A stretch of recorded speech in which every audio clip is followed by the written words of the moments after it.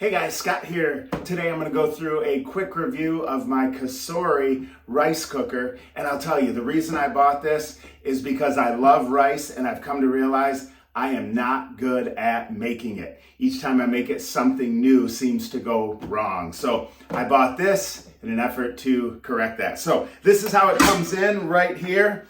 When you open it up, you're going to have your serving spoon here as well as a measuring cup. And if you take this out, it is your strainer, and inside of that is your actual container, and this is pretty cool. It's going to show you right there on the side wall exactly what you need to add depending on how many cups of which type of rice, and same thing over here on this side. So there's two different sets of directions, so you'll always have them right in front of you. I thought that was pretty awesome.